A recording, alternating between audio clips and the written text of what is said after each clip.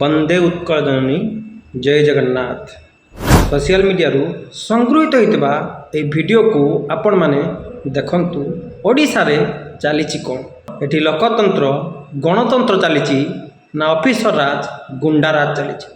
केबे करिवु भोटा बंद कर भोटा बंद केबे करिवु को एबे कर दी आई माने मासा नहीं 7 दिन भीतर करिवु। हां 7 दिन रही ना काली करो रे। हां काली तुम बोरिंग केमती बोरिंग करियो खाली मजा करछो हम सब ना काट रो थाना चावल काट काटी दियाओ ए आनो ना काली करिवु तो घर को दिन रे काली सोइदिलो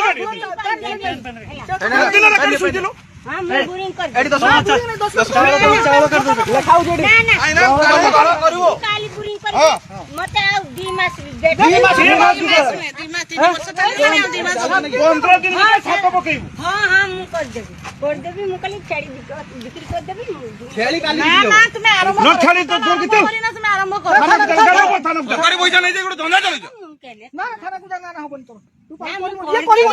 सारा विश्व रे भारत होउची अजब देश। एटी विधर्मी पाकिस्तानी बांग्लादेशी रोहिंग्या जिहादी मुस्लिम माने आमर सबु किछि को अख्तियार करचंती आम सबु किछि हक को माड़ी बसौचंती। किंतु ता उपरे आम पुलिस आम प्रशासन आम सरकार ए वीडियो तहसीलदार एमाने सबु मुहरे फेविक्विक लगेई मुह को सिलाई करी चुप बसिचंती। किंतु एमाने धरिबे काहाकू काहा उपरे निजर ऑफिसर राज देखेबे निजर दबंगिरी देखेबे भारतीय लोक मानक ऊपर। एटी जघन्य अपराधी किए जीए हेलमेट पिंधिनी जी ठीक समय रे गाड़ी रो इंश्योरेंस करिनी जी ठीक समय रे प्रधानमंत्री आवास योजना रे घर करिना।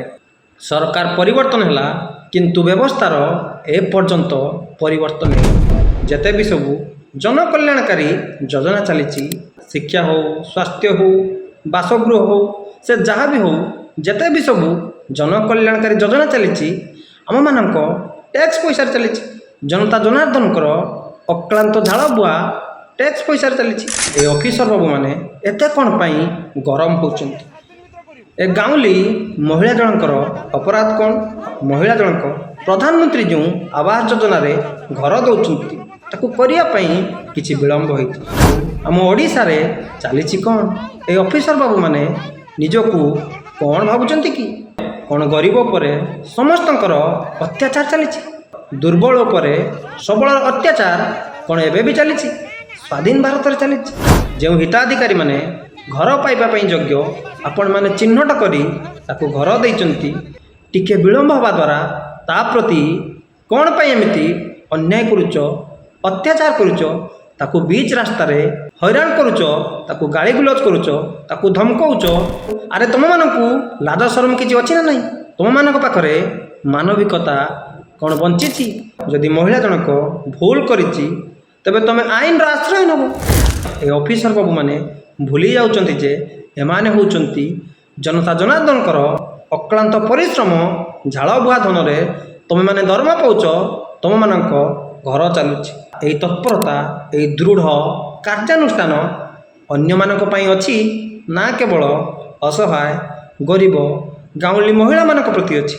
अरे प्रत्येक दिन परा बड़ बड़ आईपीएस आईएएस कलेक्टर बड़ बड़ डाक्टर बड़ बड़ बीडीओ बड़ बड़ किरानी धरा पड़ुचंती लुटतराज पाई कोटी कोटी टंका जनसाधारणकर लुटतराज पाई असत उपाय रे अन्याय अधर्म करी कोटी कोटी टंका कला टंका लुटिचंती सारा भारतवर्ष को सारा ओडिशा को लुटिचंती सेमानक क्षेत्र तो कहीं ए प्रकार जेरा हो नहीं। ए ऑफिसर बाबू माने कौन पाई सेमानक प्रति एते कठोर हो नांती। बड़ बड़ नेता शिल्पपति बड़ बड़ ऑफिसर मानक मिली भगत रे सारा भारत को लुटुच सारा ओडिशा को लुटुच खणी पानी जल जंगल सबकिछि लुटुच आम राजस्व लुटुच प्रत्येक दिन लुटुच।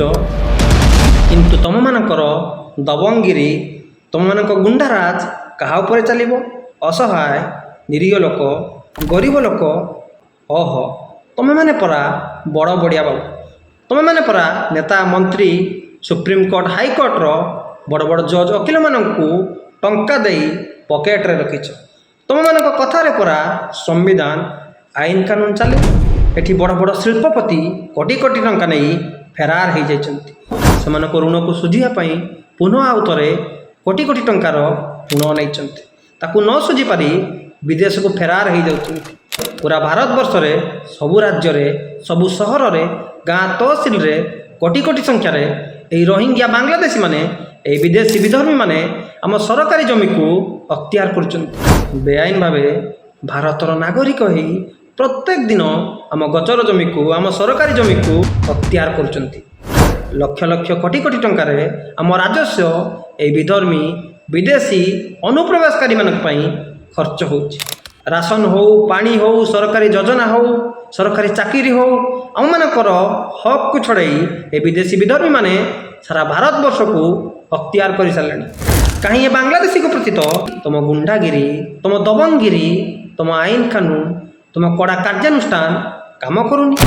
ଖାଲି ଏ ଘଟଣା ନୁହେଁ, ଏଇଭଳି ପ୍ରତ୍ୟେକ ଜାଗାରେ ଏ ଅଫିସର ବାବୁମାନେ, ଏ ପୋଲିସ ବାବୁମାନେ, ଏ ବିଡ଼ିଓ, ତହସିଲଦାର ବାବୁମାନେ ସାଧାରଣ ନିରୀହ ଲୋକଙ୍କୁ ଏଇଭଳି ଦବଙ୍ଗଗିରି କରୁଛନ୍ତି, ଗୁଣ୍ଡାଗିରି କରୁଛନ୍ତି। 24 ବର୍ଷର ସେ ଅଫିସର ରାଜ, ସେ ଗୁଣ୍ଡା ରାଜକୁ ପୁନର୍ବାର ଦୌଡ଼ଉଛନ୍ତି।